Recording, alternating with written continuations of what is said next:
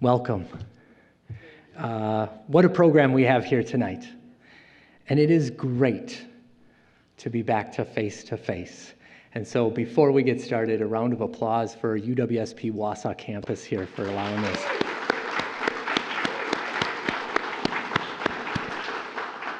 And again, thank you for coming.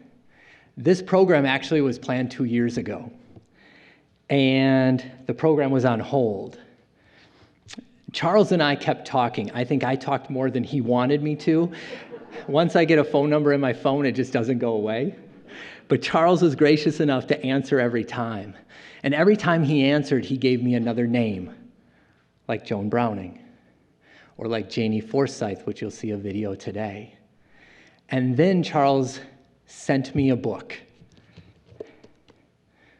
The Road South. Awesome.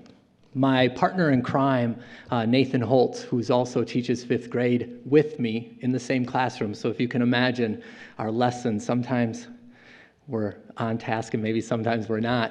Nathan Holtz asked me, "Do you know who wrote that?" B.J. Hollers. I said, "No."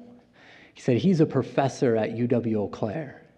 So I said, "Get him on the phone." So we called him, and tonight, Mr. B.J. Hollers is going to do the introduction. Mr. B.J. Hollers wrote this book and interviewed Charles Person. So there's no better person to do the introduction than Mr. B.J. Hollers. Mr. B.J. Hollers is an associate professor and has written several books, most recently and most importantly for us, The Road South. Mr. Hollers is an associate professor, as I said, of English for UW-Eau Claire and serves as a mentor for creative nonfiction. He is the founder and executive director of the Chippewa Valley Writer's Guide. He says he lives a simple existence with his wife, their children, and their dog. That may be so, but he is an amazing writer, and we are so privileged and so happy to have him here today. So please join me in a round of applause for Mr. B.J. Hollers.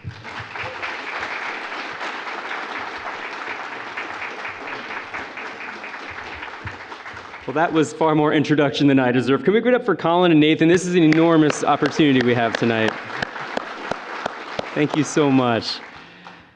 History doesn't just occur, it is made, shaped and spun and lost and won by the people who make it so. In the summer and early fall of 1961, nearly 400 people, young and old, black and white, boarded interstate buses to test the enforcement of a pair of Supreme Court rulings. 1946's Morgan versus Virginia, which determined that it was unconstitutional to segregate interstate buses, and 1960's Boynton versus Virginia, which went further to confirm the unconstitutionality of segregating the bus terminals as well. The Supreme Court had spoken, twice in fact, yet what remained to be seen was whether local law enforcement would enforce these rulings. To find out, on May 4th, 1961, 18-year-old Charles Person of Atlanta joined the Congress of Racial Equality's Freedom Ride from Washington, D.C. to New Orleans, Louisiana. Along the way, Charles and the other riders endured extreme violence, but remained nonviolent themselves. In the end, the violence became so great and the threats so credible that they had little choice but to complete their journey by plane. Their journey paved the way for all the riders soon to come. While Mr. Person holds the distinction of being on the first Freedom Riders bus, Joan C. Browning holds the distinction of taking her seat on the last. On December 10th, 1961, 7 months after Charles's ride, 19-year-old Joan accompanied 9 other riders from the Student Nonviolent Coordinating Committee, boarding a bus in Atlanta en route to Albany, Georgia. Though Joan and her fellow riders faced no violence along the route, they were promptly arrested upon arriving in Albany. The riders' Almighty supporters came out in droves, many of them taking their places in the jails alongside the riders, and making front-page national news in the process. Tonight, we have the great honor of hearing from Mr. Charles Person and Miss Joan C. Browning. Their intertwining stories precisely show the power of partnership and community and reveal their shared commitment to putting their lives on the line in the service of building a better world for all of us.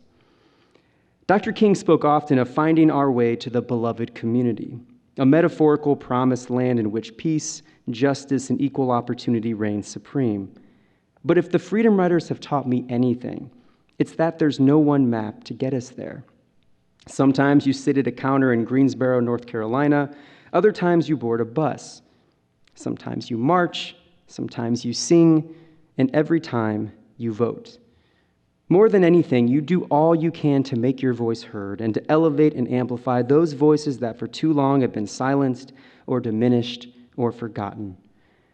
Being part of the freedom movement was a life-changing experience, Mrs. Browning wrote in her essay, Shiloh Witness.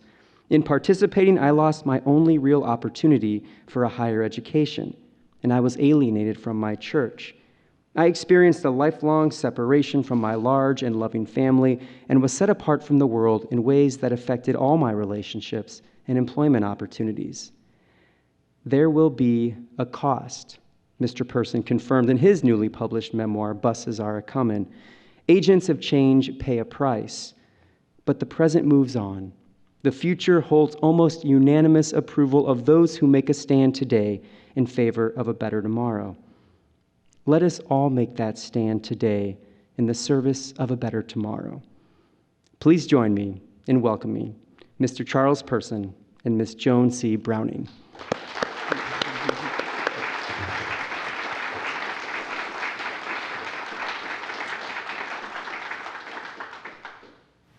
Good evening. In 1961, I was so young and so optimistic. This evening, I'm not so young, yet I remain optimistic. I'm a veteran of Vietnam, and I'm a veteran of the Civil Rights Movement. I have ribbons and medals for my chest. I have scars on my body. I have knots on my head. Yet I am blessed, truly blessed, because I'm still alive and I'm able to tell you my story. I became active in the Civil Rights Movement when I applied for college back in 1960. President Kennedy had encouraged us to do things for the country. And I wanted to be a nuclear engineer or a nuclear physicist. So I applied to MIT, and I was accepted. However, the tuition was $2,000 a year. And my father, even though he worked 2 jobs, he only earned about $100 a week. So I said, well, okay, I'll go to Georgia Tech. Georgia Tech, the tuition was only $375 a semester. So I said, I'll do that. However, they didn't want to have me. They didn't deny me because of academics, but they had a mechanism that would deny me from entering. So I applied to Emory University. Emory University, I sent in my application on a Monday. I got a rejection on Wednesday, and we didn't have advanced mail or speedy mail in those days. So I applied to Morehouse College. When I got there, it was during the sit-in movement, and everybody was ecstatic because they were trying to make a change. I became active in the Civil Rights Movement, and after we were successful in Atlanta, the Congress of Racial Equality needed volunteers for the Freedom Rides. Well, no one knew what a Freedom Ride was in those days, but we would have gone anywhere to fight segregation. So we had to go to Washington, D.C. for advanced training in nonviolence. As you can see, we're a very interesting group of people, black and white, young and old, male and female. Great bunch of people. After 3 days of training, we left to go down south. But before that, we stimulated certain things that we thought might happen during the ride. They might pull you off a stool. They might pour condiments on you. They might spit on you. Or they might, at worst, put a cigarette out on you. So after this, we were happy, very happy, to leave DC. I think that it was not a happier time for us because all of us had had previous experience in nonviolence. The early part of the ride was uneventful.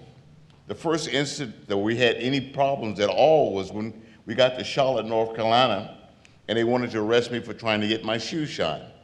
Well, that was not a test that we had planned, so I didn't. The next instance of violence happened in Rock Hill, South Carolina, when John Lewis and Albert Bigelow were attacked. When the police came and asked them, says, "Oh, do you want to press charges?" They said, "No, we're not about punishing people. We're about the system of segregation." Now, this obviously had an impact on these men, because several years later, when John Lewis became a congressperson, one of the men apologized for what had happened to them. And that was the first and only instance I know where someone apologized to a freedom rider or freedom fighter for the damage that they may have done. Next day, we entered Georgia. Georgia was smart. They either closed the places down or they served us like normal people. We got into Atlanta. We had planned to have dinner with Dr. King. And we had hoped that we might encourage him to join us. Well, when we met with Dr. King, we had dinner, and he did not only did not want to come with us, he warned us. He says, "I understand terrible things await you in Alabama." He says, "In fact, the word is you guys won't make it out of Alabama." Now, we knew Dr. King and we respected Dr. King, but we had a job to do. The next day was Mother's Day. And something ironic happened there. When I got to the bus station, they gave me a telephone number on a scrap of paper. Normally, I would have put it in my diary, which I kept in my inner pocket. But for some reason, I placed it in my pants pocket. The ride was great until we got to the Georgia-Alabama border. A man was getting off, and he looks at me, he says, "You've had it good here in Georgia, but you're in Alabama now." Well, in my youthfulness, I said, "Hey, I'm not worried about this guy. He's getting off the bus." But little did I know, in a couple hours, I would see him again under very different circumstances. We get into Anderson, Alabama, and for some reason, the bus station was closed. We couldn't understand why, on a Mother's Day, a busy day like that, the bus station would be closed. My bus driver, he gets off and he talked to some people. There was one policeman out there. He gets back on the bus and he says, "I understand the Greyhound bus has been set afire, and they're taking the people to the hospital by the carloads." Now, we knew that our friends were on that bus, but not having cell phones and the things we have today, we had no way of knowing how bad they were damaged, if they had been damaged or had been hurt in any way. So the driver gets back on the bus and he tells us, "Wait, there's things I have to tell you." So what we later found out is this: when the bus got into Anderson, men laid in front of the bus while others punctured the tires. They allowed the bus to leave, and it travels for several miles out on Highway 202, the Birmingham Highway, and the bus stalled in front of the Forsyth Brothers grocery store. The bus driver gets out and he locks the door. He locks the Freedom Riders in. At some point, someone broke a window and they threw in a firebomb. The bus catches on fire. The Freedom Riders are on the bus and they can't get out. At some point, the gas tank exploded and the door came open. The men came out the door and many of them were hit with baseball bats. The women climbed out the opposite side of the bus, out of the windows. While the bus was burning, here's a crowd that's just from church was chanting, "Burn them alive, burn them alive." They had some other words in there as well, but you get the message. But they were trying to kill the Freedom Riders. At some point, an ambulance came to take the Freedom Riders to the hospital.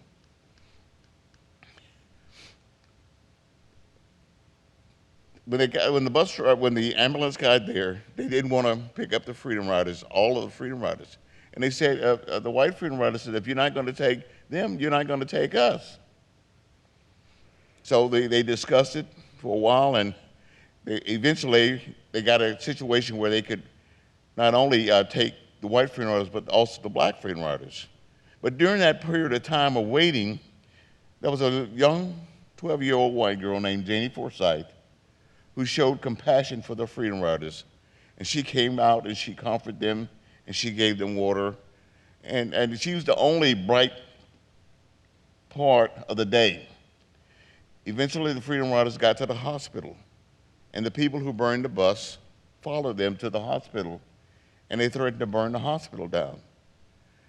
One of the Freedom Riders decided to call Reverend Shellsworth in Birmingham and told him how bad things were and that he needed to send someone out to rescue them. And he did. Now back on our bus, the bus driver said, until the blacks get to the back of the bus, we're not moving the bus. And when we refused, the students refused to move, 8 men got on the bus and they started to beat us. It started with me and Herman. And they would beat us and they would force us towards the back of the bus. When we got near midway of the bus, 2 white Freedom Riders came to our aid. That really made them angry. Dr. Bergman, who was the oldest Freedom Rider, was 61 years of age. When they knocked him to the floor of the bus, they began to stomp him in his chest. And had his wife not begged them, they probably would have killed him on the bus. James Pack was a bleeder. And when they knocked James to the floor of the bus, his blood covered the floor of the bus, which made it slippery. So here's the situation. You had the Klansmen there punching the students, and we were forcing us back. We're stumbling over Dr. Bergman. We're slipping on James's blood. And they eventually got us to the back of the bus, and they physically threw us in a pile. Some eyewitness said they stacked us like pancakes. But this group of men, they sat midway of the bus, and they taunted us all the way into Birmingham. They called us everything, but they were harder on the white Freedom Riders. When we got to Birmingham, James Peck and I, we were the designated testers. And even though he was bloodied, I looked at him, and he looked at me, and he wanted to go. He wanted to continue. So I said, let's go. And we went into the waiting room, and the entire wall of men came towards us. James went down almost immediately. And I guess I, being younger, was able to maintain my balance. And a photographer took a picture. And as you can see, there's 2 circles. At the top circle, it shows a pipe where the gentleman who did most of the damage to me is shown. The second circle is me being bent over, and all you can see is my shirt. They pulled my jacket off, and in that jacket was my claim check and my diary. But when this picture was taken, they were startled and they looked up, and they just let me go. I walked away. I didn't cover up. I didn't cry out. I just walked away. But they attacked the photographer. They beat him up. They destroyed his camera, and they thought they had destroyed all the images. But this is the only image to this day we know that survived Birmingham. I get out to the street, and as luck would have it, a bus came by, a city bus. I get on the bus, and I tell him, hey, take me somewhere. He drove about 2 blocks, and he says to me, he says, if you go across the tracks, there'll be someone there to help you. Well, I went across the tracks, and I found a phone booth. If you know anything about the rural South, black folks always lived across the tracks. Why? In those days, trains burned coal. Coal produces soot, which is a black powdery substance that seems to get on everything. But once I was there, I found the phone booth. For those who don't know, a phone booth is the precursor of a cell phone. I was able to call Reverend Shellsworth. That number that I put in my pocket, I had the number and I called him. I had never been to Alabama, so I had no idea. But whatever reference points I gave him, his deacons were able to find me. So they got out to the scene where I was. They looked at me and saw the blood, and they says, hey, you need to see a doctor. Well, there were 3 black doctors in Birmingham, and all 3 refused to treat me. So they took me back to the church, and the nurse, she patched up my head, and it worked for a while, because several months later, that wound drained to the base of my skull, which put a knot there about the size of my fist. I was afraid to have it removed because basically I thought I had a knife blade broken off or an ice pick in my skull, and I really didn't want to confront it at that time. That night we had a very emotional meeting. We voted to continue the rides. The next day we get to the bus station and no driver would take us out of Birmingham. The head of the Teamster unit at that time had called his driver and said he didn't want to get involved because they knew that a bus could be burned or that people could be hurt. So we decided we're going to fly to New Orleans. We get to the airport, we buy our tickets, and we get on the plane. There's a bomb threat. So we deplane, get back in, and we get back on the plane, another bomb threat. Now we begin to wonder, are we going to be able to get out of Birmingham? But thank God, Mr. Siegenthaler, who was a representative for the Kennedy administration, he came and expedited our flight to New Orleans. We had a wonderful meeting. I met a lot of wonderful people, and we were disappointed because we could not continue the rides. But we were just happy to find out that the young people in Nashville were ready to continue the Freedom Rides because they did not want it to be end on violence. Their first encounter, their group that made it to Montgomery was met by 200 Klansmen. You had 200 Klansmen and 20 students. They beat those kids very badly. Jim Swerve says that they had all kinds of weapons, including a pitchfork. But John Lewis was beaten badly, and so was Jim. In the end, though, it sparked a revolution because from that ride, the Freedom Riders end up with 436 in total. Of the 436, 50% was white, 50% was black, and 1/4 were women. Kids came from all over the country. No matter what they did, they increased the bail, they increased the long sentences, but nothing would stop these kids from coming. From our ride, Dr. Bergman, the oldest Freedom Rider, ended up spending the rest of his life in a wheelchair for the beating he received that day. Jim Peck received 53 stitches. You can see him on the left. He received 53 stitches for the injuries that he received. The injuries that I received have almost healed and are almost forgotten. I now suffer from the effects of Agent Orange, which I was exposed to while I was in Vietnam. It's disappointing at times to rely on others to do for you things that you would normally do for yourself. But what I'd like to remind you is that in our society, we have young men and women who cannot read, they cannot write, they have no marketable skills. These young people are far more disabled than I will ever be. The Freedom Rides was an adventure. It was a test. In the end, it was successful. And I think that if you get to know these people, especially the ones that are still alive, that you would learn to love them like I do, because they are very unique. And even though we, in our old age, we have a desire to work for our country, to make it stronger and to make it better. Thank you.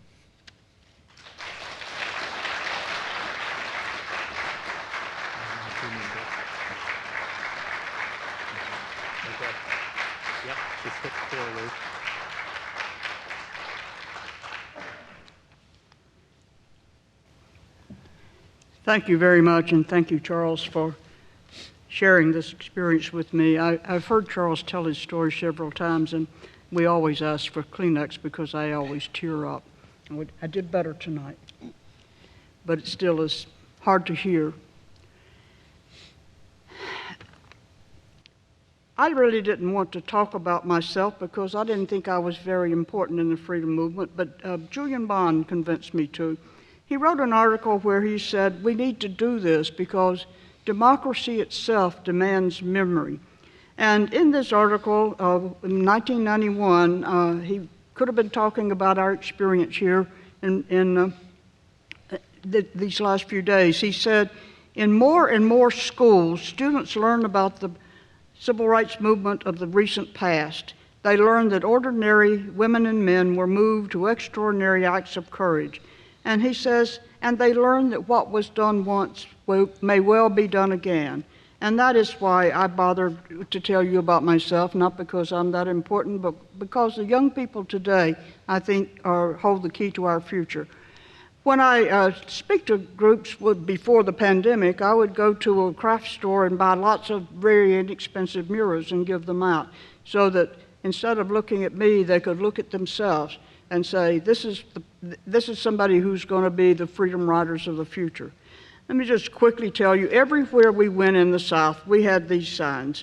You had to obey whichever race you were. They would tell you what you could do in public. And Charles has told you about the Freedom Riders. Raymond Arsenault wrote the definitive book about the Freedom Rides, and he says that we were a pivotal moment in American history, in part because we inspired grassroots activism and all kinds of issues like women's rights, senior rights, disability rights, gay rights, and the environment. So that, again, is a reason for people to think about the Freedom Rides, because we set off that. Just briefly, Charles was on the first Freedom Ride, and I was on the last one. In fact, I was the last person chosen to go on the last Freedom Ride, so I'm sort of the accidental Freedom Rider. After more than 300 people had gone to jail, the Kennedy administration thought that they had brokered the removal of all those signs in interstate transportation. And there were two places in the South that absolutely refused to obey.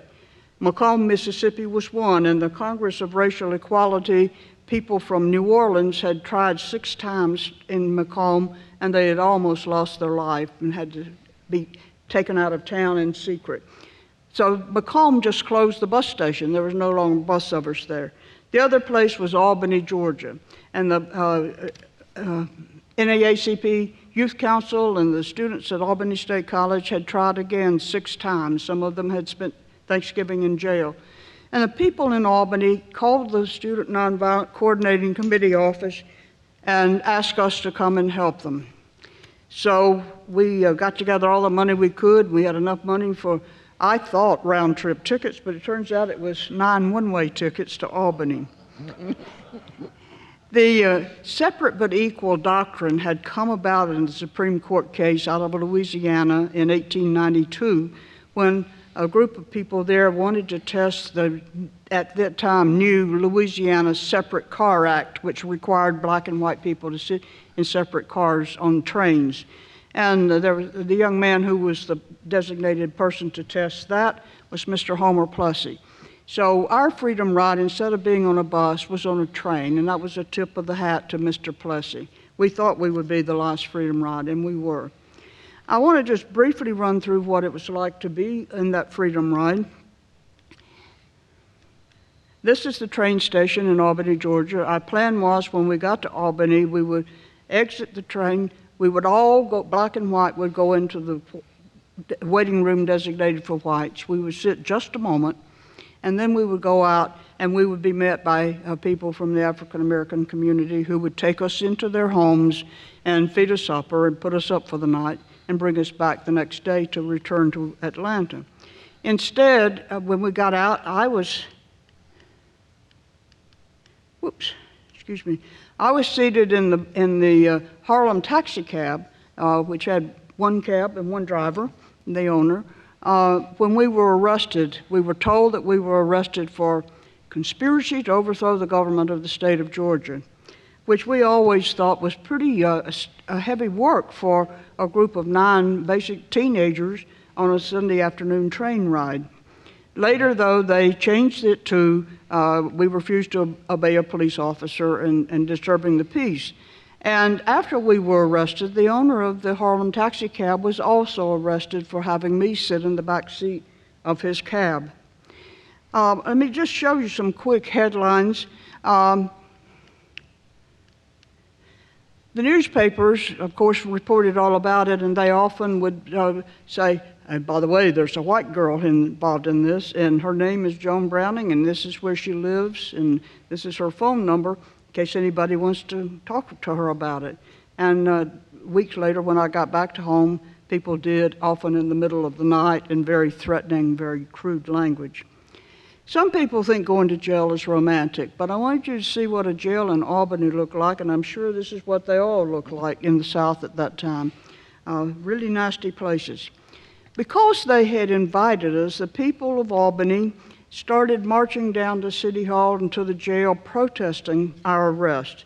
And they would march about 200 a day. In the rain, this is December, it's the winter time. There would be so many of them, they couldn't process them all into the jail, so they would put them in this alley between the City Hall and the city jail, and we came to call that Freedom Alley. But people would be standing there in the cold until they were processed. But they didn't stop. They kept going, with 200 or 300 a day. By the end of the week, almost 1,000 local people in Albany had been put in jail protesting the arrest of the Freedom Riders. In jail, we were separated. I was again surprised. I thought if you were bad enough to be in jail, at least I could be in with the African American women. Not so. I was in a cell by myself. And so we wrote notes back and forth to each other the whole time we were in jail. We wrote on whatever we had, toilet papers, paper towels, scraps of paper, and these are all in the archives at Emory University now on all that we saved. And historians think they're really kind of special because we show how tender we were about each other, how committed we all were. And in those notes, the more experienced Freedom Riders notes to each other say, we've heard that Joan is in some special danger because the white men here don't understand what a white girl is doing on a freedom ride, and they want to teach her what she's supposed to do and who she's supposed to be with. And they sent me a note saying, we think you're in danger. And so although we had promised to stay in jail until everybody was released, we're going to try to get some bail money and get you out. And then there's a note where I write back and say, no way, I agreed to stay until we were all released, and so I'm not going to be bailed out. But there was a big uproar in Albany, Georgia, and on Friday, we went to jail on Sunday, and on Friday, Dr. King was called in, and he came and gave a big speech, and he led, this report says, 266 people to jail. Well, people sometimes ask me if I followed Dr. King to jail, and I remember how sassy I was at 19, and I say, well, no, I went to jail on Sunday, and Dr. King didn't go to jail till Friday, so he really followed us to jail. It was December.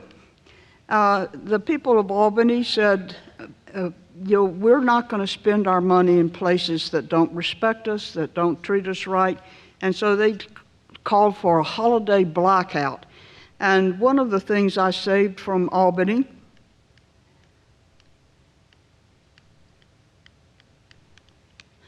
all these years was this letter. They sent it to, it says, Dear friends, and they tell people, don't spend your money downtown this year, save it, and let us have it to get all these 1,000 people out of jail, and especially get the Freedom Riders out of jail. They called us back to be tried several times. And I love this letter from the attorney in Albany, Mr. C.B. King, sent it to us telling us it's time to come back and be tried again. When we got there, I took the envelope and I said, Mr. King, I don't really understand. Why do you use a commemorative Robert E. Lee stamp on your envelope? Well, Miss Browning, he said, it's my only opportunity to lick Robert E. Lee.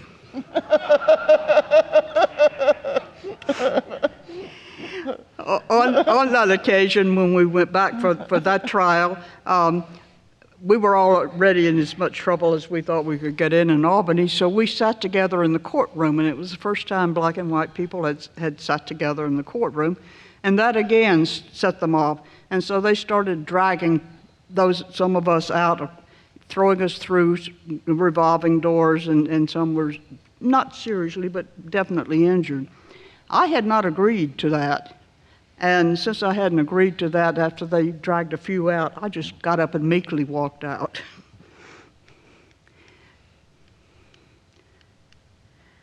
How did I get on the Freedom Ride? And I'll be brief because the part of this experience that energizes me is to hear what's on your mind. I grew up in southern Georgia on a farm and near Shiloh Methodist Church, and it was what I learned in those little country churches that prepared me to be a freedom rider.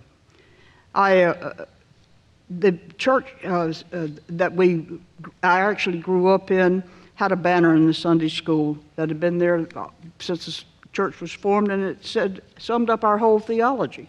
God is love. Because of Sputnik and the search for people who were good in math and science, I got a scholarship to go to college. And there, the Methodist church was this big, it didn't look like my churches at all. And I didn't enjoy that worship. But I made the acquaintance of an African-American minister who invited me to worship at his church, which was much smaller and much more compatible.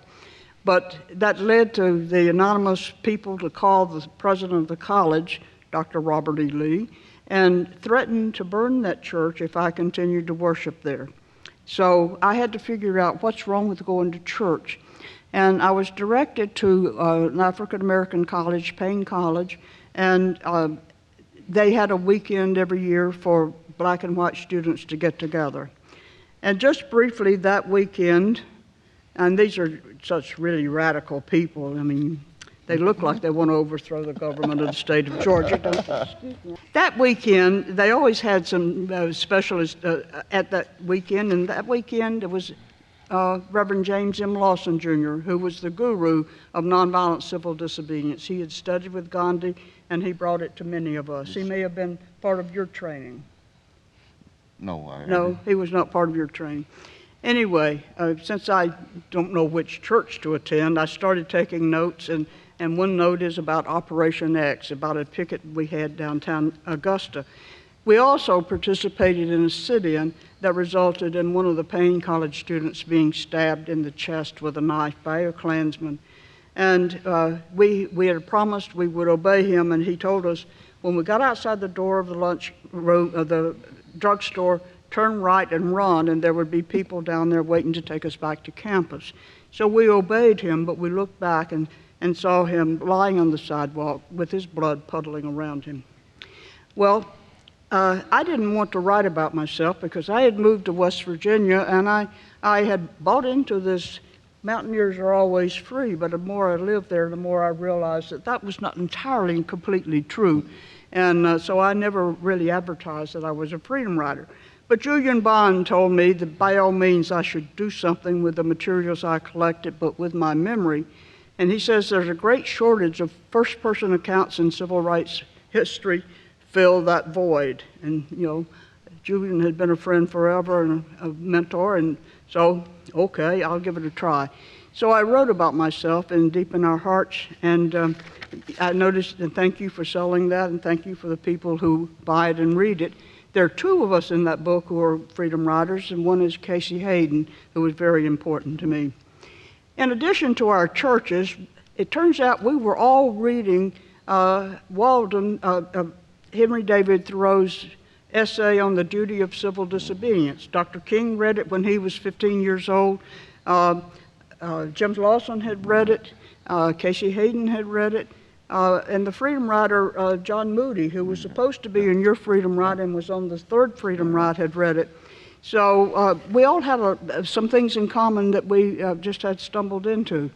And I always want to talk about Miss Ella Baker, who inspired the Student Nonviolent Coordinating Committee and many others. And the more you learn about her, the more you learn about not only what we did, but how you can go about doing similar things. And I thank you so very much. This has been a wonderful, wonderful trip.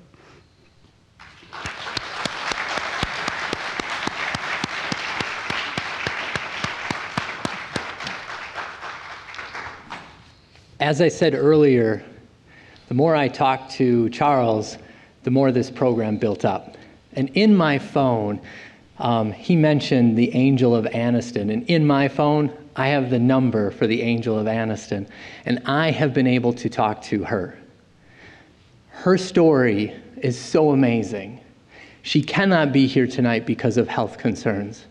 But our program runs about middle school and high school students, and Janie was 12 years old, and we're going to watch that clip. Can you imagine you're a sixth grader, 12 years old, and this is what you do? It is phenomenal. And so we were going to watch her clip. I lived with my family 5 miles out of Anniston on the Birmingham Highway. I was 12 years old at the time.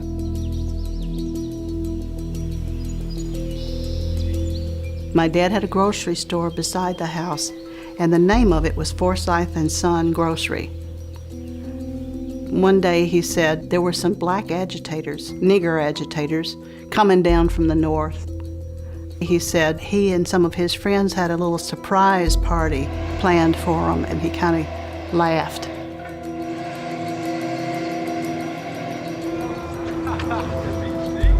The Southern mind is very complicated. It is a dichotomy. On one hand, they are the most gentle, meekest, kindest people on earth on a one-to-one basis. On the other hand, if you get them into a mob mentality, they forget that the same person they had befriended before is a human being. What I don't understand, too, is how they can have black domestics in the house with their food and their children and raising their family and coming and going, and still expect their children to have that hatred in their hearts when the very person they consider to be like their mother is so beloved to them. I never did get that. It seemed to them that the blacks were penetrating some sort of barrier that they had no right to come through. And sitting next to a person on the bus was the beginning of that barrier coming down, and they couldn't stand it.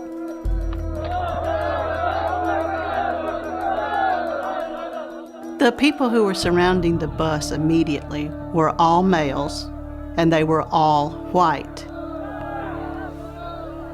Suddenly I saw an arm come up out of the crowd, a white arm, and it had something like a chain or a crowbar or something like that in it, and he broke out the back window of the bus and lobbed something into the hole. Then the bus broke into flames. They weren't ashamed of what they were doing. They thought it was a social service. You know, this is how you be a man. You know, I'm taking care of you. I'm protecting my women and children. They were proud of it.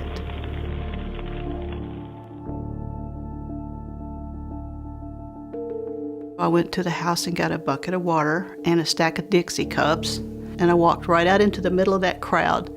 I picked me out one person who reminded me of Pearl, the woman who helped raise me. I started with her. I took her glass of water. I washed her face. I held her. I gave her water to drink. And as soon as I thought she was going to be okay, I got up and picked out somebody else. I knew that what I was doing was certainly going to irritate and possibly dangerously incense the people who had set this whole drama up, because I was undermining it. But I didn't care. I did not care. I was truly a Christian, and one of my favorite passages was, "Whatever you do to the least of my brothers, you do it to me." Helping the Freedom Riders really caused me to be on the fringes of my culture and society from then on. There was a Klan meeting, and they were just trying to decide whether to try me as an adult or, let me off as a child who didn't know better. I was considered to be weak-minded by the Klan, or maybe somebody who's a little bit retarded. And if it was something that there was something wrong with me, or I was, a little retarded, they wouldn't have to do anything, and that's the solution they landed on. My dad didn't talk about it ever with me, and it was just like it never happened. Later on, when Pearl was on her deathbed, I said, "Pearl, tell me something." My dad never got over being mad at me about that bus, burning bus, did he? He never got over being mad that I carried water to those people. And she said, no, child, that's not right. So Mr. Richard told me that he'd never been prouder of you than he was that day.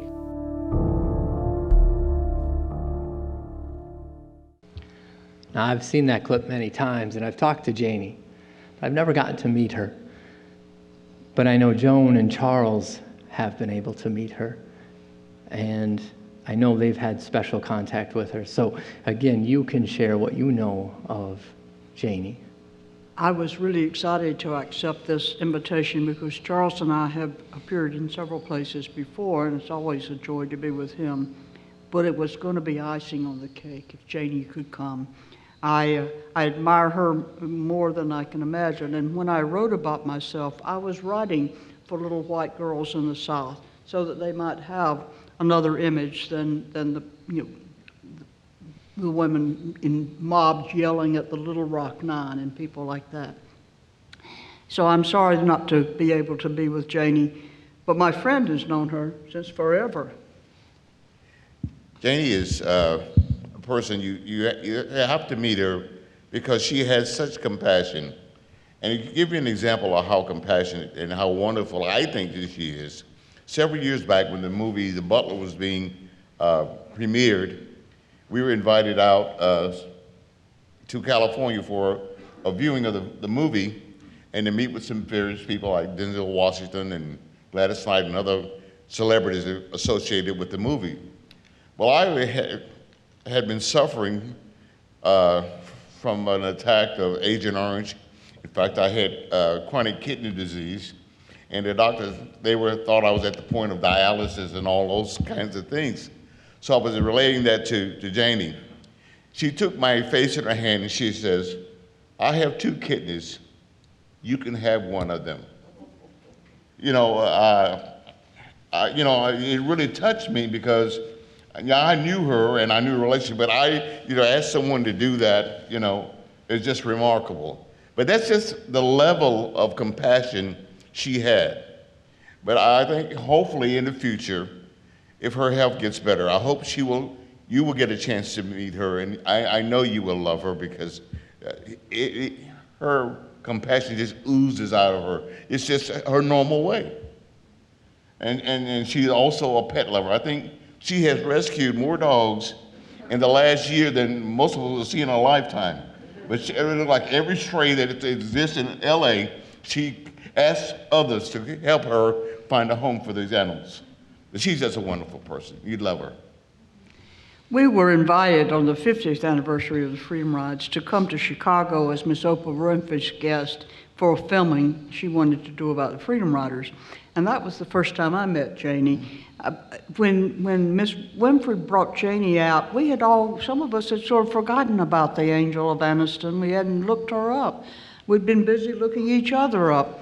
And when she came out, there was not a sound in the audience, and except Miss Winfrey had allowed lots of Kleenex boxes around, and you could hear Kleenexes being pulled out of the boxes when Miss Janie came out on the stage. And as Joan said, she wants to hear what you have to say. So I will put my mask back on and I will run around if you have questions to ask her and Charles for a while before we kind of end tonight's program. So let me get down the stairs here.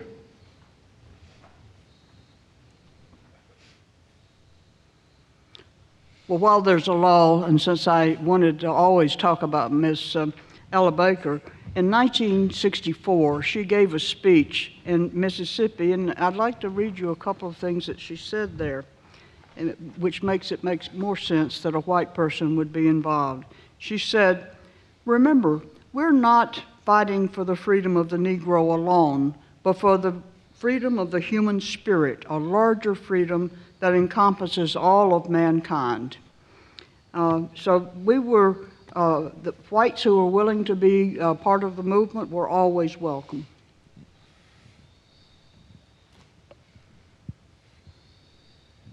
Two questions. Why wouldn't the black doctors treat you? I didn't understand that one, so I'd like an explanation there.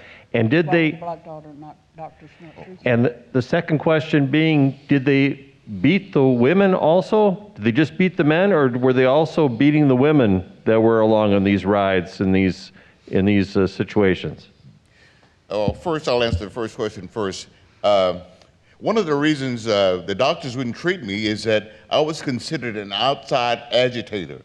And since your licensing is a state function, they didn't want to have the license revoked by treating this outside agitator. I have forgiven them. At the time I was hurt as a teenager, I was really upset because, I needed medical help. But I've learned to, understand now, and it doesn't bother me as much as it did then. The women were not, on our buses, were not physically attacked, but I think they were hurt more so because they had the witnesses and they couldn't do anything about it. Especially Mrs. Bergman. Frances, she was a trooper. She was a tiny woman, but a tremendous spirit. And she watched them stomp her husband, and among other things, and she couldn't do anything about it. The spirit of these women, the strength that they exhibited was tremendous. Because we had assignments. You were a designated tester, you were an observer, you had a job to do. In other words, everyone was in a protest zone every day, and our roles shifted. And Frances, she, at one time she was an observer, and she had to bail one of our people out of jail in the dead of night in a town that nobody had never been there before. So I give them a tremendous amount of credit because, like I say, they may not have been physically beaten, but they were subjected to viewing these things and were unable to help in any way except maybe make a phone call or notify something how bad things were. And they were essential to our success. I didn't witness it, but I heard stories of the women and the men who tried to desegregate the Macomb bus station toward the end of the Freedom Rides. And some of the stories they tell and some of the scars that they carried, women and men there were beaten badly and threatened. And some of them thumbed a ride out of town with a trucker back to New Orleans. Otherwise, they would have been killed.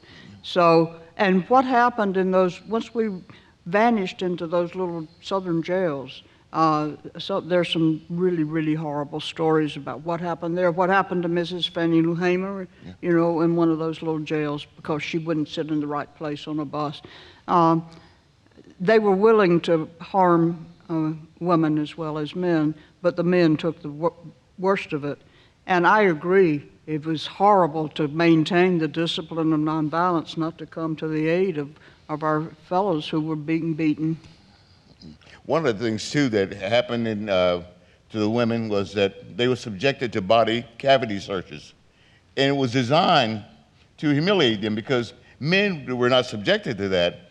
And there's one case that one of the men smuggled a crystal radio into the prison, and had he been cavity searched, they would have found it.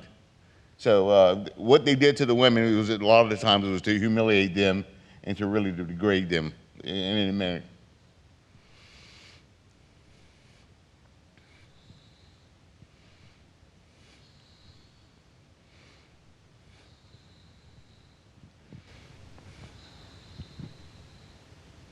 You had shared that you were considered outside agitators.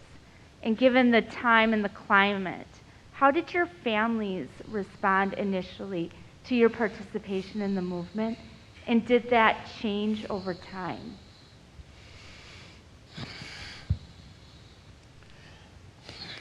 Okay. Well, when I went on the Freedom Rides, I didn't quite tell my folks the whole story.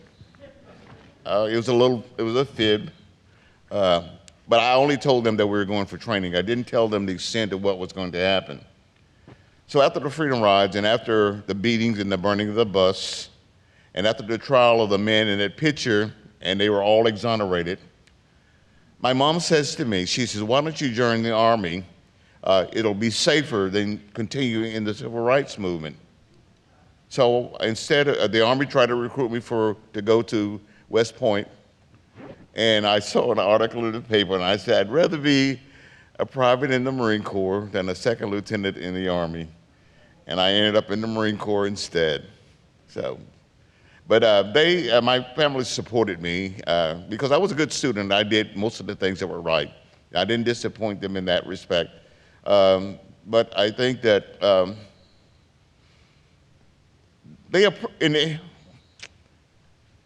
I have time to tell us this story? Yeah. Okay, here's what we never talked about it, and that's one of the things about it. Freedom Riders never really talked about what happened to them or about the rides. So several years ago, we were on a road trip to see my brother who was dying from exposure to Agent Orange. And my mom, she says to me, she says, I'm glad you did what you did. I said, what do you mean, Mom? She says, I'm glad you were on the Freedom Rides.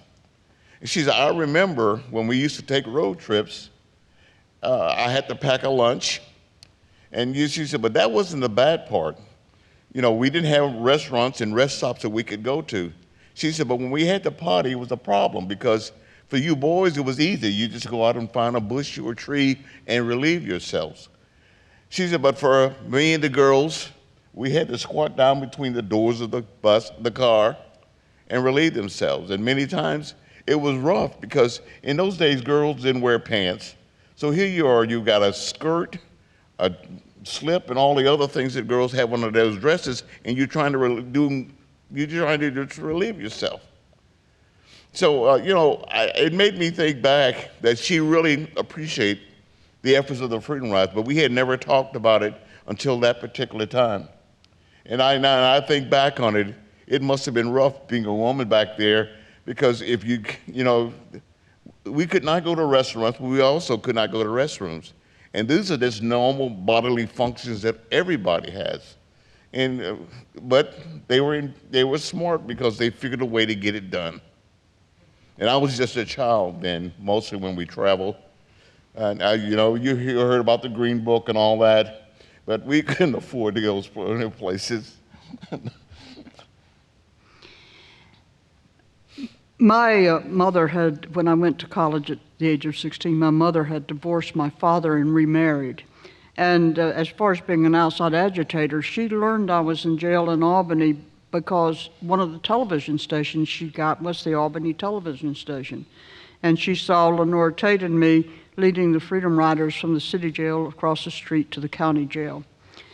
She called my brother, my 2-year-old brother, who was already out and on his own, and said, Joan's in jail, what do I do? And Wayne, when I went and interviewed him 30 years later, he said, I just said, she's where she wants to be, leave her be. But my mother didn't do that. One of the letters that I wrote in jail says, I'm told that my mother is downstairs trying to do whatever mothers do about their daughters who are in jail, and they won't let her see me. Sadly, my mother died before I ever got to ask her about that. But her new husband said that in-lover's not coming in my house, so I was not allowed to go to my mother's home and to stay connected to my 6 younger brothers and sisters for many years. Mother, though, always came to see me. She always stayed connected to me, and she assured me of her love forever. And she finally said, somebody needed to do that. I just wish it had been somebody else's daughter.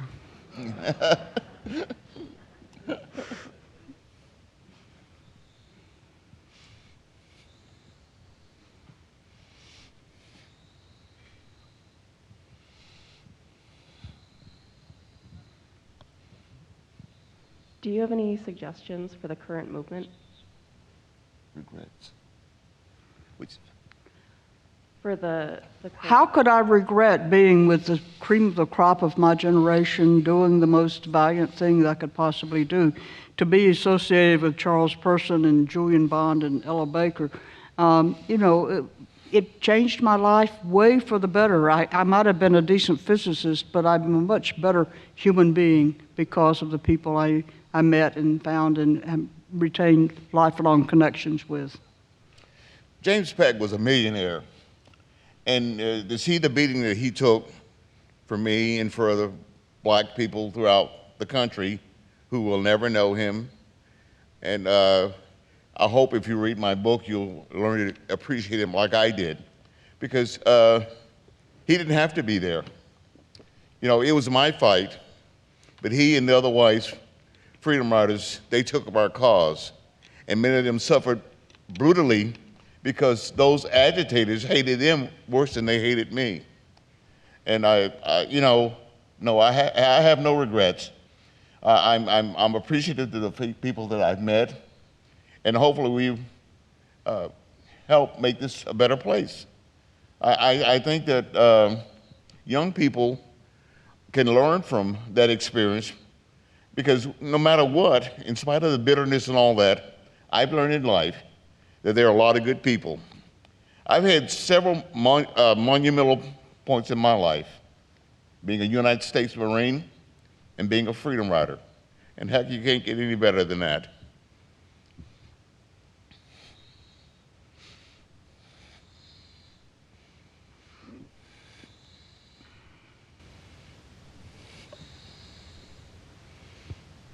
Thank you. Well, first, I just want to say thank you so much to both of you. Many of us would not be here tonight without your bravery and courage. It's astounding what you faced, and knowing that getting on that bus, you may not get off or return.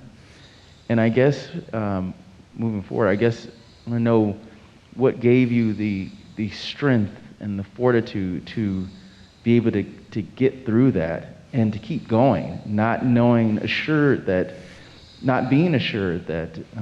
moving forward that things would change. I know you talked about optimism. Can you talk a little bit about that optimism and the strength that carried you through, or the faith that carried you through? You want to go first? I'm Okay. not sure. I think, well, I'm a product of a pretty good education system, even though at times I thought they were miseducating us. But I learned to have an appreciation for my surroundings. For example, I grew up in a neighborhood, it's a blighted area. They say it was an urban slum. But I think the people that lived in my community, I had a World War I veteran. My dad was a veteran of the Second World War, and we had some young men from Korea. And they taught us about patriotism and loyalty and how we should respect women and girls. This gave me a sense of a balance, it gave me a foundation. I mean, in spite of the poverty in my community, there was a tremendous amount of love for one another. You know, we didn't have to lock our doors because you didn't have anything anybody wanted to steal. We were all poor, but we worked together. But I think that's the balance, so I can be appreciative of all the improvements that I've seen, and I have, and also the ability to meet wonderful people. You know, my life was balanced in this sense. I was on the civil rights movement as a sit-inner. I was a freedom rider.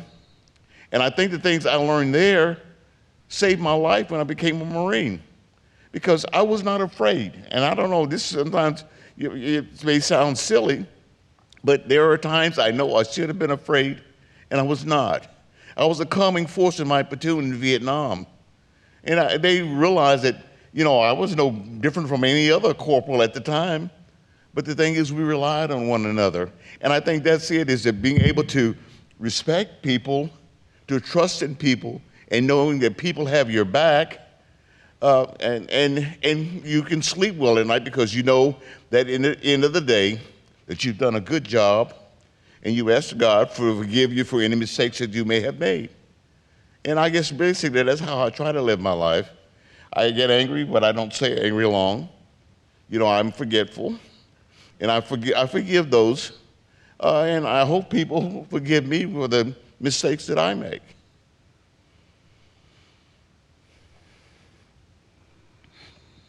When the 9 of us got together to see if we were going to write together, each of us, about ourselves and publish it together, those who had known me in the day said, "It's really amazing. You were really prissy then and you're really prissy now."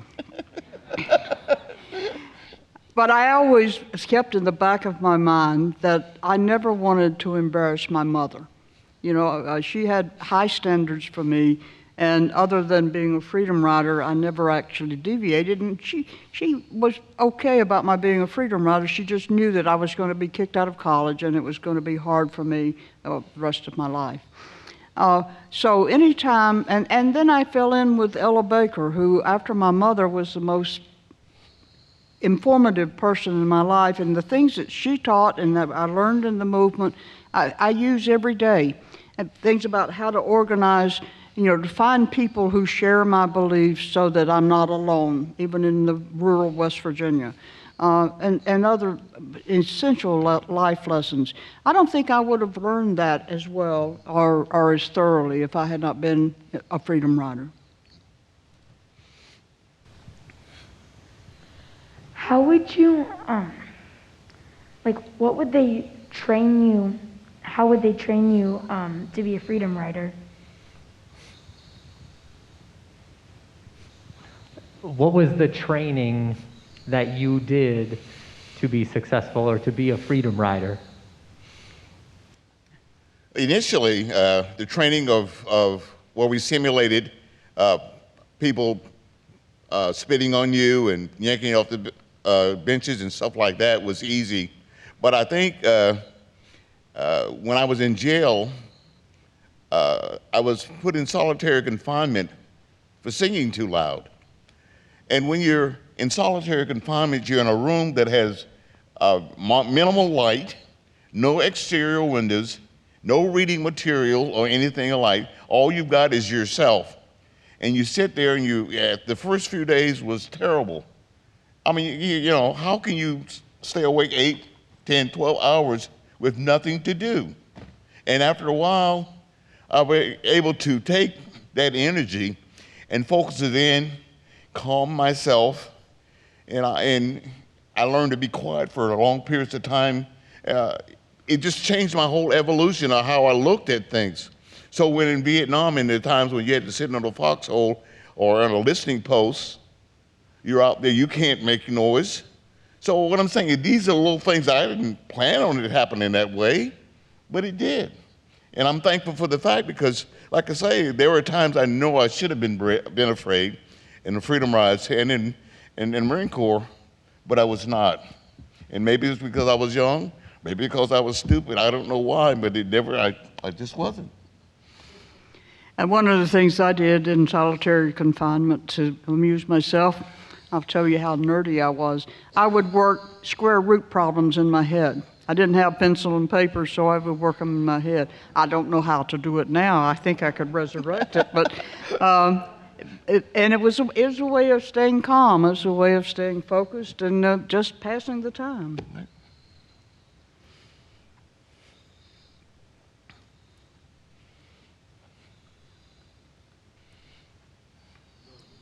Can you stand up and shout?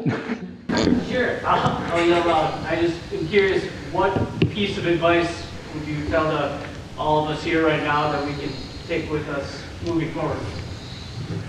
My advice is simple. Be a friend, make a friend. I think when we calm each other and we share with one another, you know, when you have a conversation and you find out things about people, you say, hey, I could like her, I could like him, or I like to do that. You know, you'll find a point of commonality, and once you find that, then you can find out, you know, you're not looking at differences or ways you can hate or dislike someone. Find something that you can like about everybody, and you can overlook some of their foibles, some of the things that, you know, you may not like, but you have a basis for establishing a friendship. And I think if we all looked at it that way and made a friend, there would be less animosity, less hurting. And right now, we are all coming out of one of the worst periods of time in our lives.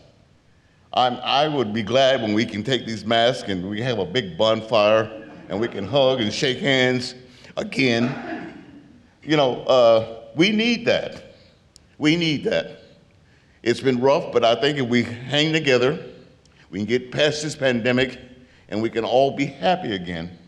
I mean truly happy in each other's company, because I followed the rules. I kept my distance, I kept my mask, and for a long time we stayed at home. And you know, I'm a person who likes to get out and I like to hug and shake hands, and I haven't done a lot of it, believe me. So let's get this thing behind us and we can all be happy again. Maybe we'll come back maybe next year. We're gonna have a big barbecue, and that's what we Southerners do. We have a big barbecue and do it again. And we'll get some cheese curds for you too. Okay, right? Yeah, we'll have some fried cheese curds. Okay, I'll bring the barbecue, you bring the cheese curds. And we'll maybe go fishing or hunting, so hey. In that speech I quoted from Ella Baker in 1964, one of our group, whose birthday is today, Dr. Bernice Johnson Reagan, took part of that speech and made it into Ella's song. And Ella's song is available on, what is that thing on? YouTube. YouTube. And I recommend the version sung by Bernice Johnson Reagan and Sweet Honey in the Rock. Let me just quote that, because the best I can do is pass on Miss Ella Baker's. And it sounds like it could be written yesterday. We who believe in freedom cannot rest. We who believe in freedom cannot rest until it comes, until the killing of black men, black mothers' sons, is as important as the killing of white men, white mothers' sons. And then the next verse I take as my marching orders. She says, that which touches me most is that I had a chance to work with people, passing on to others that which was passed on to me. And so that's why I have the audacity to be here tonight, passing on that which was passed on to me.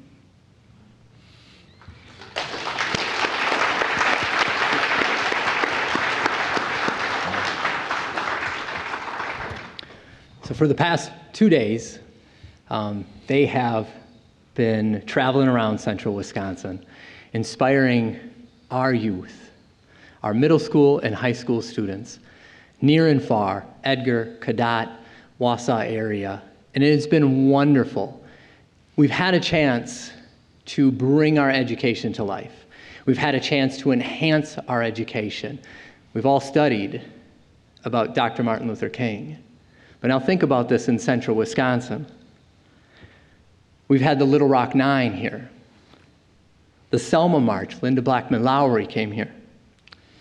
Sharon Robinson to share Jackie Robinson's story. Counter sit-ins, we had Joan Mulholland come. Then if you look at our military segregated groups, like the Tuskegee Airmen who came, the 442nd, those were the Americans of Japanese descent, wrongfully incarcerated in concentration camps out west. Then we had the Burinkaneers. One of my favorite stories of the Burinkaneers is last year, a fifth grader got to talk to one of the Burinkaneers that was supposed to come, Victor Lopez. And he asked Victor, he said, I saw in the documentary that they asked you if you were black or white. What did you answer? And Victor said, you know, I looked at my buddies, we looked at each other, and he said, I'm not black. And the other one's like, I ain't white, I'm brown. And Victor said that was the dumbest question we ever got asked. Now that fifth grader would have never read that in a textbook. And that fifth grader carried that on all the way throughout the whole year, saying, I met a Burinkaneer. And they said that that was the dumbest question. And I agree that our government would ask such a dumb question to somebody who is fighting for our country. We also had the Navajo Code Talkers. So think of the layers in central Wisconsin that we have added to studies of civil rights, to correct the wrongs of the past, in hopes that this place is not a place of hate, to hope that this place is a community for all. And if we can't figure out the name of that, we can always go on page 137 of Charles' book. And I'd like to read to you what Dr. Martin Luther King would say. A beloved community A beloved community is reconciled to love and trust so that peace, nonviolence, brotherhood, and understanding would replace racism, prejudice, hatred, and bigotry. I asked the students to think about that. I asked the students to think about the layers that we have added to our curriculum, because they are the youth. They are the future.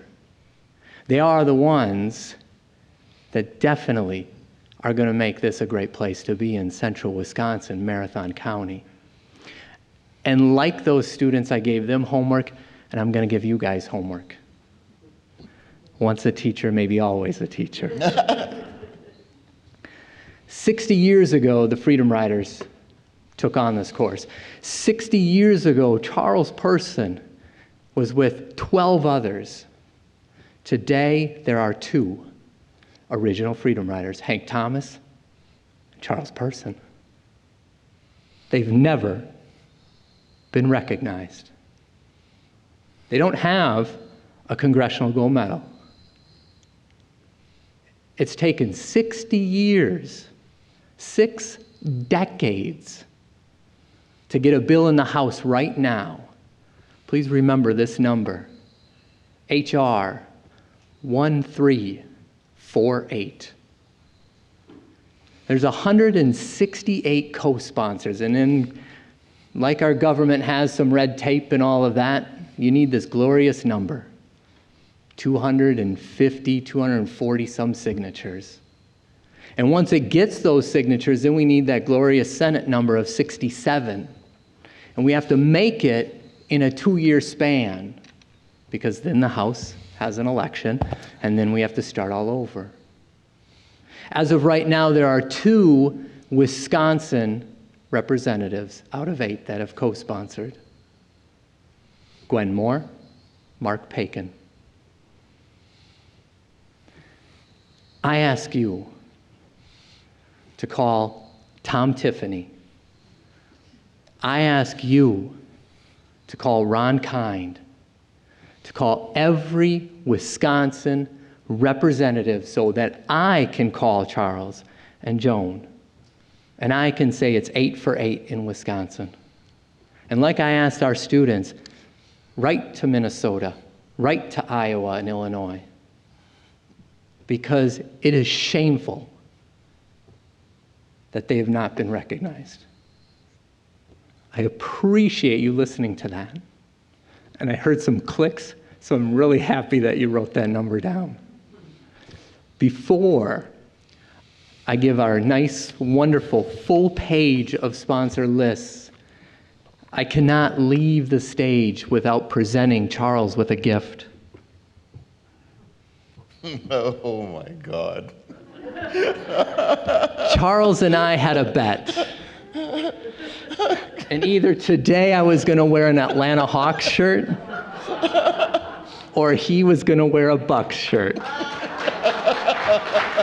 Bucks in 6. Bucks in 6.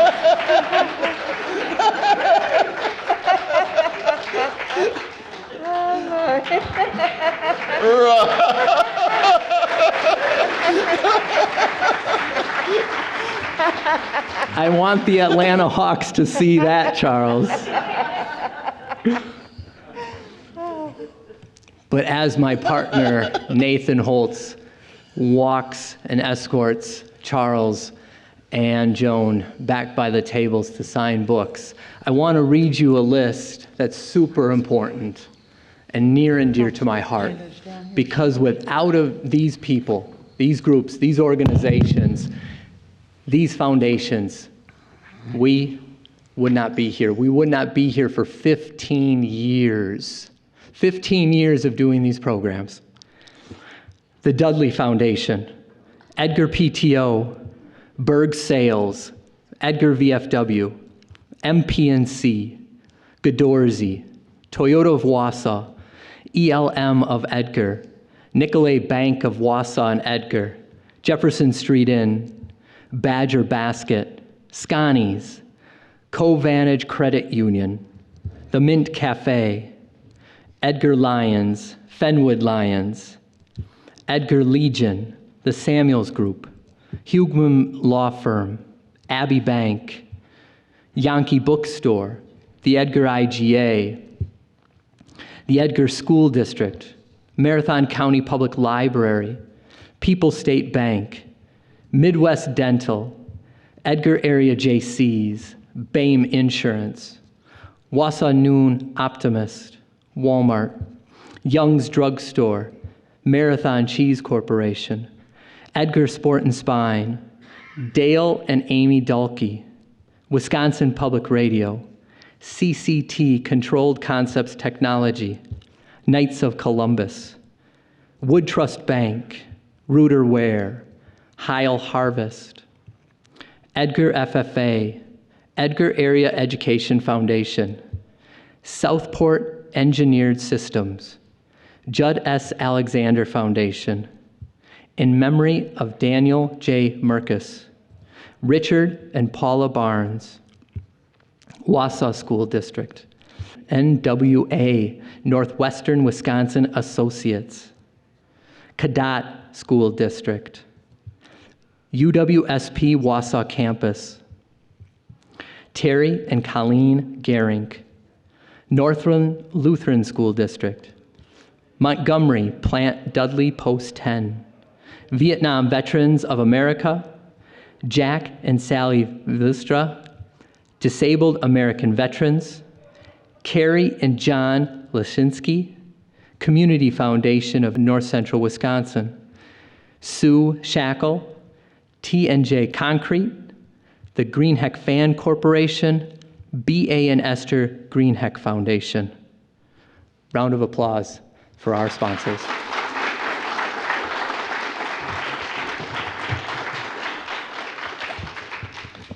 You guys have been amazing. It's great to be face to face again and back. Thank you again. Have a wonderful evening.